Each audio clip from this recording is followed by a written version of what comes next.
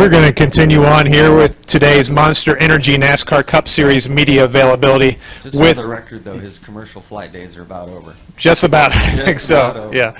And somebody could speak on that is Jimmie Johnson, driver of the number 48 Lowe's Chevrolet, who has won 7 Monster Energy NASCAR Cup Series championships and 9 of those grandfather clocks. Where's number 10 going to go if you win it this weekend? In the man cave. Got a great spot for it. Love to have it. It was fun listening to Kyle. One, just his honesty about a few different topics, including this track. I used to drive up here depressed and not excited to compete here, and then it clicked. So I would anticipate that happening for him before long. He's just too talented of a driver, and so many different types of vehicles and tracks for it not to work for him here. And I think my background, once I figured out how to drive this place, has lent me all this success, and has really been kind of the backbone to it all. So looking forward to a great race. Last fall went very well for us here, and looking forward to a good race this weekend. Okay, we'll open the floor to questions. We'll go with Reed, then to Lee, and then up here to Mike, then Bob. Reed Spencer with NASCAR Wire Service. You talk about learning to drive this track. Why is it that you simply can't tell somebody what the methodology is and have them duplicate it? Do they really just have to feel it on their own? Yeah, for me, it took being lapped by Tony Stewart to figure it out. And then I followed him and got myself back on the lead lap and had a decent finish. I came here and tested with the 24 and had Jeff, working diligently with me to figure it out, and it didn't click. Looking at the data, he'd hop in my car and go faster. It was just frustrating, and then it finally clicked. And it's one thing to create short run speed, but there are some little things here in the rhythm that can just chew up tires and wear the tires out and make you drop back way too fast. So it's been great, because I feel like once you understand how to get around here, it's something that you can keep for a long time, regardless of tire generation of car. The test of time, it really stands up here on this small track more than anywhere. SpencerMotorsport.com. 2 questions. First of all, Kyle Larson, Kevin Harvick took some crap I guess it was on Tuesday night, because on his new radio show he said that Kyle's the best driver to come along since Jeff Gordon, and of course, people brought your name up, they brought Kyle Busch's name up. What kind of potential do you see out of Kyle Larson? I see a ton of potential. He's a great talent. His love for racing, I think, it's a great story to see play out, and to see the reaction on his face, the way he describes his childhood. With social media today, I guess I'm working towards a picture of seeing him getting autographs from Jeff Gordon and other drivers. So to have him really live the racer's dream and grow up as a fan and racing locally and making it to this point, I think it's an amazing story. And then we've all known that he's been highly talented, and just waiting for him and the team to get to their winning ways, and it looks like they're there. With all the top 2s and then cleaning house last weekend, he's well on his way. And secondly, your own team has been under scrutiny for deciding not to qualify last week. On the other side of that, people said, well, this might be the Chad Knaus's latest trick. On the other side of that, you got a full dose of what it tastes like to start from the back, even though you had fresh tires, and getting damaged early on, trying to come back from the front. Can you kind of explain to people why it might not have been the best strategy after all? It would have been fine if I didn't spin the 2-car out, get in that traffic situation. I guess he had some damage, and I just misread my momentum, and I think they're 3 or 4 wide in front of me, and just didn't turn out as I had hoped or planned. Without a doubt, yeah. We didn't do ourselves any favors by missing qualifying. Sure, we started on stickers, but I think Logano did as well, and he got just inside the top 10. It's short-lived. You had a terrible pit stall pick. You take that risk of coming through the field, on and on. So hopefully this weekend goes much smoother than last, and we're not put in that position. So we're just on to the next one, I guess. Yeah. Okay, we're going to go to Mike, then to Bob, then to Kenny, and then to Vaughn. Mike Embry, USA Today. We've had some sort of surprise winners so far. and we've had some people who normally win a lot who surprisingly have not won. Not to point out any particular people, but what's going on, and how do you stand on that progress line? Yeah, progress line. I mean, I feel like our cars are in good shape. You know, we always want to be better.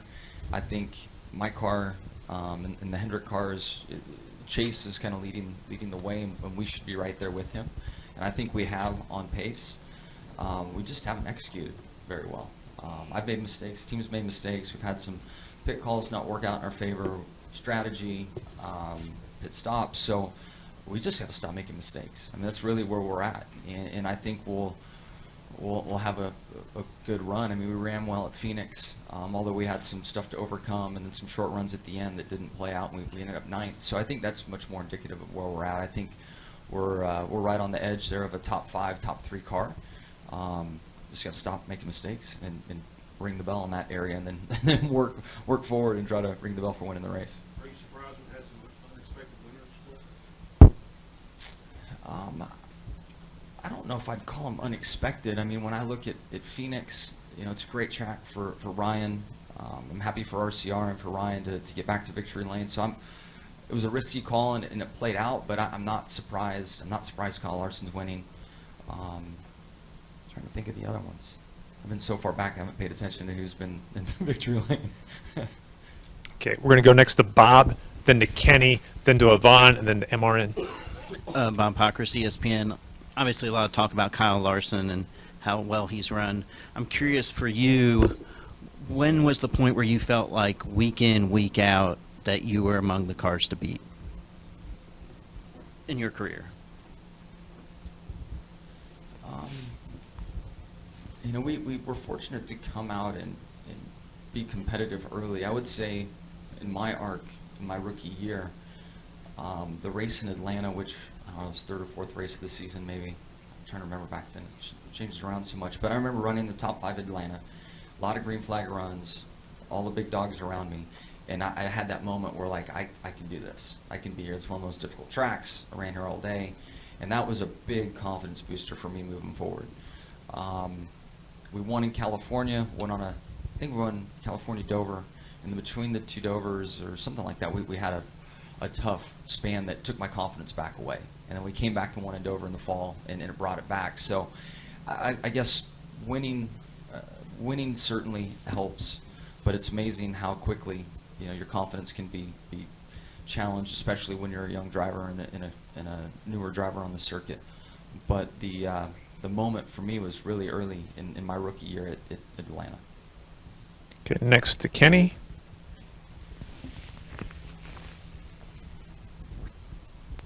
Kenny Bruce with NASCAR.com. Jimmy, you as a driver and the 48 team, you guys have always, when you look back at your championships, every year coming out of that, I wondered, well, it's like, do they have kind of a hangover because they won the championship and it takes them a little while to get going? But even with rule changes, car of tomorrow, Gen 6 cars, and everything that's come up, you guys typically, by the 12th race of the year, you've won. You know, I think you won here was your first win in one of those seasons. You've gone 4, 8, but 12's been the longest. Do you get tired of people asking you guys, you know, what's wrong with the 48 team when you guys are running as well? Maybe not, you don't have the wins, but you run as well as you have in the past, or do you feel like you guys aren't running as well? No, I don't mind the questions. I mean, they're rightfully asked. I mean, I think the overreaction on either side is very amusing. So if we're not winning, how big of a deal some make of it, and then when we win, how big of a deal some make of it. I mean, I think our history shows that we can rebound quickly, and you know, we've unfortunately had slow summers through our existence. You know, there's a few dynamics there that are pretty darn predictable, even though we try to change them, especially that summer slump. So I guess I don't mind the questions, and every driver has a question. If you haven't won, why aren't you winning? If you've won, can you do it again? I mean, everybody has a question, and I'm so fortunate my career has shifted in a way to where it's, you know, there are high expectations that come with it, and I'll gladly take that than a lot of shoes that other drivers are sitting in. So I don't mind that. I just find it amusing, the overreaction, good and bad. You also said that you you guys and yourself too, you have to stop making mistakes. I think some people would find it hard to believe that somebody that's won 80 races and 7 championships is still out there making mistakes. I mean, are these things that you've not done before or surprising to you and you just haven't adapted to it? Or I mean, what causes those mistakes, I guess? It's just tough to be at 100%. You know, you think about life and how many times our wives remind us we made the same mistake again, or whatever it might be. I don't know. In your personal life, you constantly do things and have habits and tendencies that create whatever it does. I have habits and tendencies in a race car and mistakes that I make. It's easy to try too hard in our cars. I think in an open wheel vehicle, from the driver's perspective, you're usually rewarded for overdriving the car. NASCAR vehicles, not the case. You know, it's our fear factor is usually way above the grip factor and of the car and the tires. So it's easy for me to get sucked into trying harder and making mistakes. And when you're not going forward to say, all right, let's back off 10% and the car will go faster, it's like the last thing you could ever imagine working or happening. So, you know, it's tough. And the competition in this garage area, and then the format, and the fact that there are points and the rhythm of the race with stages, there's like 3 short races now, and there's a reward at the end of each of them. So it's easy to get sucked into an environment to make mistakes as a team and driver. And as odd as it may sound, I think we're guilty. We're really guilty of that right now, and we've got to dial that in. Okay, we're going to come to the left side of the room to Yvonne, and then to Robbie, and then to Jared, and then to Matt. Yvonne Jones, Kicking the Tires. I have quite a few clock questions, but I want to ask you about, in the off-season you gave away clock number 9 to Bruton Smith. Can you tell us how that came about and why number 9? Yeah, I don't know. I know the Smith family very well, literally neighbors to, I guess, the whole Smith family now that I think about it. One might be across the neighborhood, but 3 of the 4 that I'm speaking of just were right in the same immediate area.